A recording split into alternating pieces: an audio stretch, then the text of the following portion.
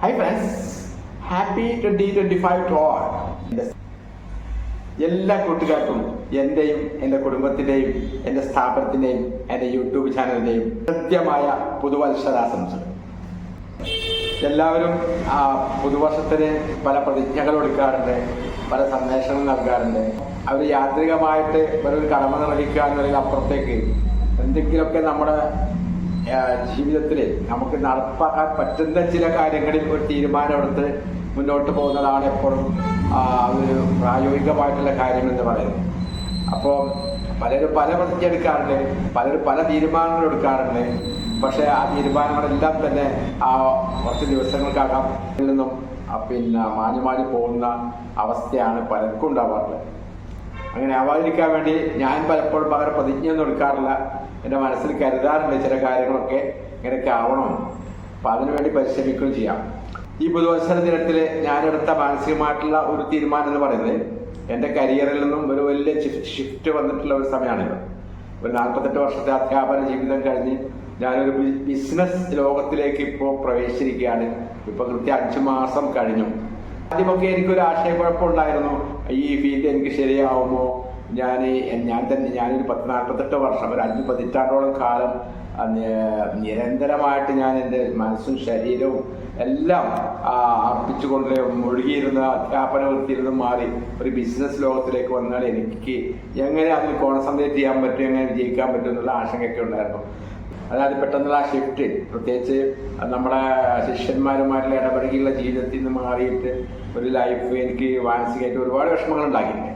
പലപ്പോഴും ഞാൻ സ്വപ്നത്തിൽ കാണാറുണ്ട്, ക്ലാസ് എടുക്കുന്നതും സ്കൂളുകളിലും അതുപോലെ തന്നെ BEd കോളേജിലൊക്കെ ക്ലാസ് എടുക്കുന്നത് പോലും സ്വപ്നത്തിൽ കാണാറുണ്ട്. പക്ഷെ ക്രമേണ ഞാൻ ആ ഒരു ട്രെൻഡ് മാറ്റി. അപ്പോൾ എൻ്റെ പല സുഹൃത്തുക്കൾ പല സ്ഥലത്തേക്കും ക്ഷണിക്കുകയും ചെയ്തു, പല സ്ഥാപനങ്ങളിലേക്കും എനിക്ക് ഓഫർ വരികയും ചെയ്തു.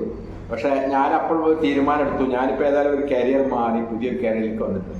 അപ്പോൾ ആ കരിയറിൽ നമ്മൾ എൻ്റെ പ്രൊഫഷൻസ് തെളിയിക്കാൻ എന്തൊക്കെ എനിക്ക് ചെയ്യാൻ പറ്റും. ഇപ്പം നമ്മൾ ഏതൊരു പണിയെടുക്കുകയാണെങ്കിൽ അതിൻ്റെ ഡെഡിക്കേഷനാണ് ആവശ്യം. അല്ലാതെ ഒരു കൊമ്പിൽ നിന്ന് മറ്റൊരു കൊമ്പിൽ ചാടി അങ്ങനെ ചാടുന്നത് ശരിയായ രീതിയല്ലല്ലോ. ഞാൻ ഇത്രയും കാലം മറ്റുള്ളവർക്ക് പറഞ്ഞു കൊടുത്തോ മോട്ടിവേഷൻ കൊടുത്തോ കാരണം തന്നെ.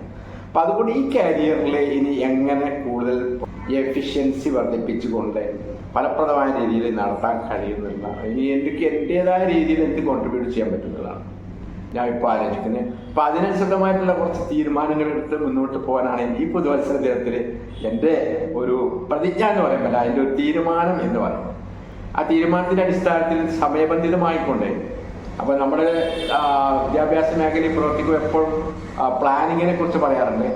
അപ്പം year plan, monthly plan, weekly plan, daily plan, ഇങ്ങനെയുള്ള പ്ലാനുകൾ. ആ പ്ലാൻ ഞാൻ ഈ ബിസിനസ് ഫീൽഡിലേക്ക് അപ്ലൈ ചെയ്യാൻ വേണ്ടി തീരുമാനിച്ചിട്ടുണ്ട്.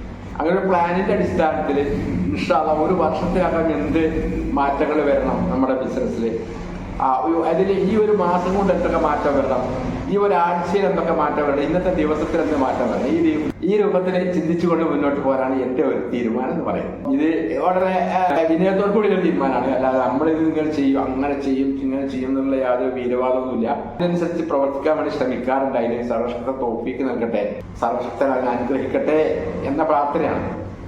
അപ്പൊ നമുക്ക് എല്ലാവർക്കും അങ്ങനെ ഒരുപാട് കാര്യങ്ങൾ ഇങ്ങനെ തീരുമാനിക്കുന്നതിന് പകരം 1-2 കാര്യങ്ങൾ സ്പെസിഫിക് ആയിട്ട് ഒരു തീരുമാനങ്ങൾ എടുക്കുക, സ്വന്തമായിക്കൊണ്ട് നമ്മുടെ ലൈഫ് മുന്നോട്ട് പോവുക. ഇൻഷാ അല്ലാഹ് 2025 അവസാനിക്കുമ്പോഴേക്കും നമ്മളിൽ എന്ത് മാറ്റമാണ് ആ ഫീൽഡിൽ വരേണ്ടത് എന്നുള്ളതിൽ നമുക്ക് ഒരു പ്ലാനിങ് മനസ്സിലാക്കിയെടുക്കുക, അതിനനുസരിച്ച് പ്രവർത്തിക്കുക, ദൈവത്തോട് പ്രാർത്ഥിക്കുക. അപ്പോൾ നമ്മൾ താൻ പാതി ദൈവം പാതി എന്നാണ്. പ്രാർത്ഥനയും നമ്മുടെ പ്രവർത്തനമാകുമ്പോൾ നമ്മുടെ ആഗ്രഹങ്ങൾ സഫലീകരിക്കപ്പെടുന്നതിനാണ് എൻ്റെ വിശ്വാസം. അതുപോലെ തന്നെ നമ്മുടെ ബിഹേവിയറിൽ നമുക്ക് എന്തൊക്കെ ചെയ്യാൻ പറ്റും, എന്തൊക്കെ ചേഞ്ച് ചെയ്യാൻ പറ്റുമെന്ന് വെച്ചാൽ അതൊക്കെ നമുക്ക് എല്ലാ ദിവസവും ആത്മവിചിന്തനം നടത്താവുന്നതാണ്. അതിനനുസൃതമായിക്കൊണ്ട് ഓരോ ദിവസവും നമുക്ക് ചേഞ്ചസ് വരുത്താം. നമുക്ക് ഡെയിലി ലൈഫിൽ ചെയ്യേണ്ട റൊട്ടീനായിട്ട് ചെയ്യേണ്ട ഒരു കാര്യമാണ്. എല്ലാ ദിവസവും നമ്മൾ റിവ്യൂ ചെയ്തുകൊണ്ടിരിക്കണം. കടന്നിട്ട് ഒരു 5-10 മിനിറ്റ് നമ്മൾ മാനസികമായിട്ട് അതിലെ ഏകാഗ്രതയോട് കൂടി നമ്മൾ ഇന്നത്തെ പ്രവർത്തനങ്ങൾ വിലയിരുത്തുകയും അതിലെ പോരായ്മകൾ മനസ്സിലേക്ക് കൊണ്ടുവരികയും അതെങ്ങനെ നാളെ പരിഹരിച്ച് മുന്നോട്ട് പോകാനുള്ള ചില തീരുമാനങ്ങളെടുത്ത് കിടന്നുറങ്ങിയാൽ രാവിലെ എഴുന്നേൽക്കുമ്പോൾ തന്നെ നമുക്ക് അങ്ങനെ ഒരു മൂഡ് വരും.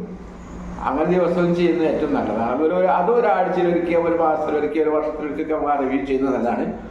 അപ്പം ഈ കഴിഞ്ഞ ഒരു വർഷത്തെ റിവ്യൂ നമുക്കിപ്പോൾ 2024 നമ്മുടെ ജീവിതവും അനുഭവങ്ങളും ബിഹേവിയർ നമ്മുടെ പ്രശ്നങ്ങളൊക്കെ നേട്ടങ്ങളും നമ്മുടെ പോരായ്മകളൊക്കെ നമുക്ക് റിവ്യൂ ചെയ്യാവുന്ന, അതിനനുസൃതമായിക്കൊണ്ട് നമുക്ക് ഇൻഷാ അല്ലാഹ് 2025 കഴിയുമ്പോഴേക്ക് എന്ത് മാറ്റങ്ങൾ വരുത്തുന്നുള്ള തീരുമാനങ്ങളെടുത്ത് മുന്നോട്ട് പോകുന്നതാണ്.